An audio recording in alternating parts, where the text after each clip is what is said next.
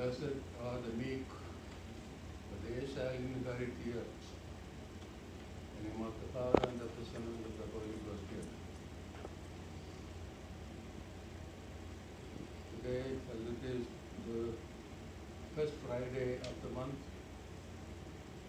we celebrate the Holy Mass of the Feast of the Sacred Heart of Jesus.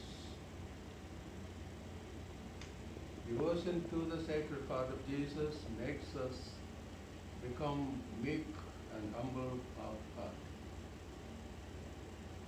So Francis de Sales, the doctor of the Church, renowned for his gentleness of spirit, advises us to take care to practice well the humble meekness that we owe to everybody, for it is the virtue of virtue which our Lord greatly recommended to us to practice.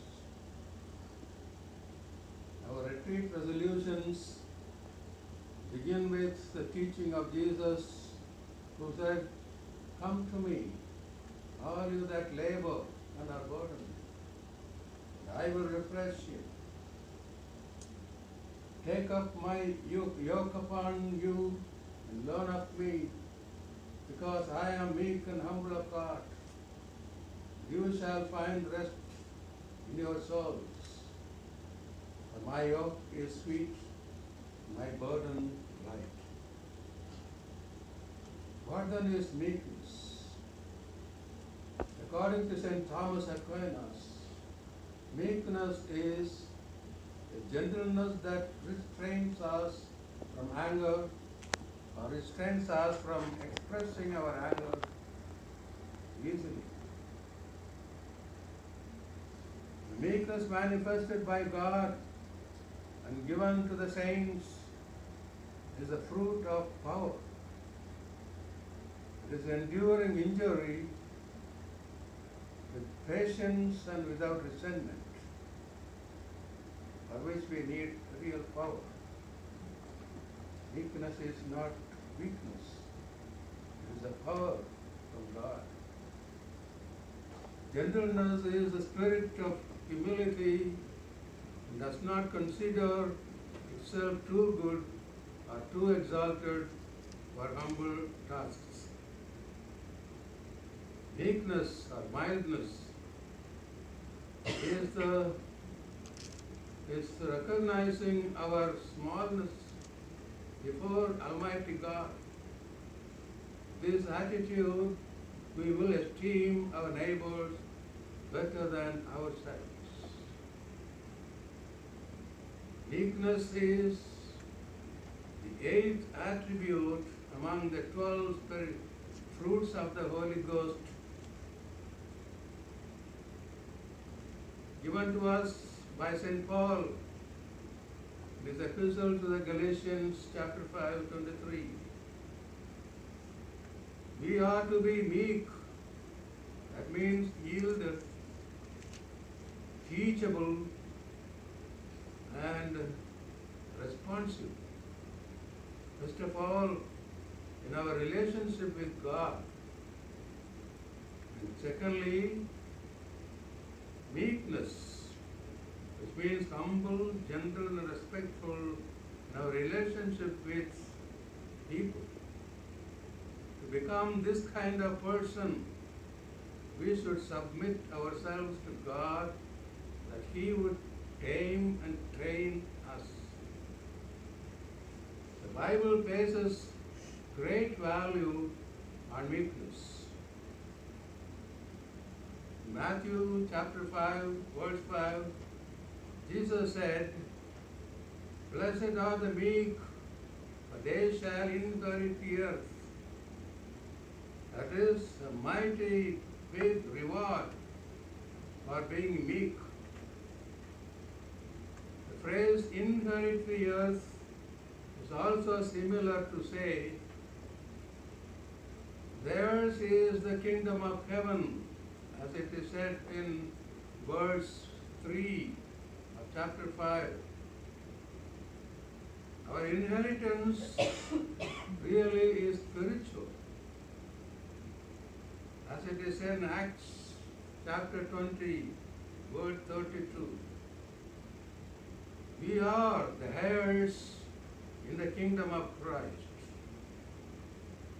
The citizenship in that kingdom is available now on this earth, and that is our inheritance. Many people confuse the word meek with the word weak. It's regrettable that they rhyme alike, but godly meekness requires real strength, not weakness. True strength is shown by a secure individual who stays cool, thinks first and then responds in the way that will best help the other person. In the book of Proverbs, chapter 15, it is said, "A soft answer turns away wrath, but a harsh word stirs up anger." Consider God. He is all powerful, but He never misuses His power. He is the perfect Father who never overacts. He is gentle with His often unruly children and always does what is best for us. Consider also the example of Jesus Christ. Set while on earth, although He could call on divine power, He was approachable, sympathetic, kind, and loving. Therefore He said, "Take up my yoke upon you, learn of me, because I am meek and humble of heart." A memorable example of Jesus' show of meekness and gentleness during His arrest. When He was being arrested in the Garden of Gethsemane, one of His disciples, Peter, pulled out a sword and struck Malchus, the servant of the high priest, cutting off his ear. But Jesus said to him, "Put your sword in its place. For all who take the sword will perish by the sword. Or do you think that I cannot now pray to my Father, and He will provide me with more than 12 legions of angels?" Yes, my dear brother, we must learn of Jesus Christ, who had supernatural power, who was approachable, sympathetic, kind, and love. Avoid overreacting to people. Be gentle with everyone, bearing with one another, as St. Paul says to Colossians chapter 3, verse 12, "For forgiving one another, if any have a complaint against another, even as the Lord hath forgiven you, so do you also." What can we do to subdue a harsh nature and develop gentleness? There are 3 very good advices. The first is, we must work to have restraint and self-control. Work on self-control continuously. We have to bring our words, actions, and emotions under control. We should bridle our tongues as we would bridle a horse and lead it where it should go. We have to train our actions to react righteously, restrain our feelings to subdue any harshness in our temperaments. Secondly, we must work to develop a gentle character. Our harsh conduct can be brought under control by restraint, but we will never be gentle in nature until there is a change that takes place within our character. Until we have a gentle character that automatically prompts us to deal kindly with people. Gentleness comes as we grow spiritually. A man who grows in his spiritual life automatically grows in gentleness. As we develop love and forgiveness, learn to concentrate on people's virtues rather than their faults, we develop gentleness. Thirdly, we must work to develop humility. The key to humility is learning to see our own mistakes and weaknesses. When this occurs, we soften our attitude towards our errors, towards the errors of others. For example, we may become irritated if a child breaks a lamp or spills paint on the floor. This can cause a harsh attitude to well up towards the child. But when we consider that we make mistakes probably more serious, despite the fact that we are adults with years of experience,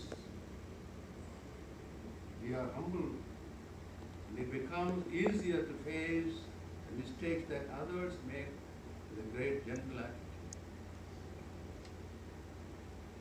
In Mark chapter 3, James and John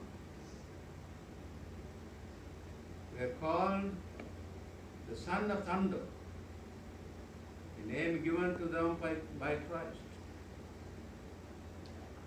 The Gospel of Luke shows this was an appropriate nickname for the two apostles. Jesus and his disciples were traveling to Jerusalem, and on the way they sought lodging in a Samaritan city.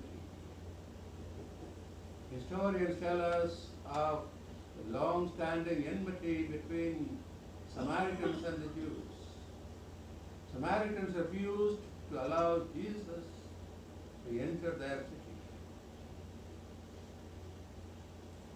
St. Luke records that James and John say, would like to duplicate Elijah's miracle of bringing fire down from heaven to destroy the Samaritan village.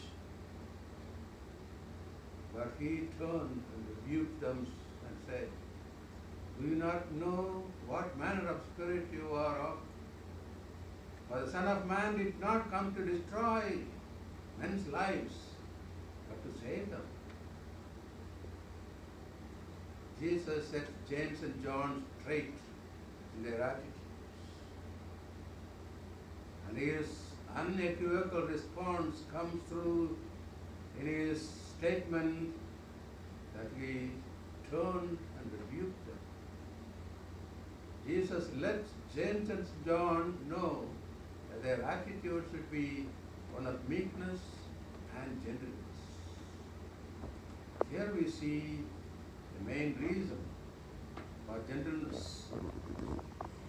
The Lord here displays his gentleness in dealing with people, not to destroy people's lives or humiliate them. Jesus honors meek and gentle people.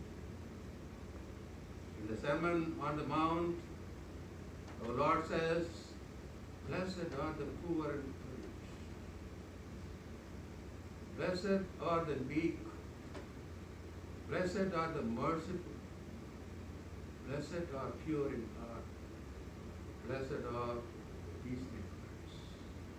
Because a gentle and quiet spirit is very precious in the sight of God. Amen. In the name of the Father, and of the Son, and of the Holy Spirit.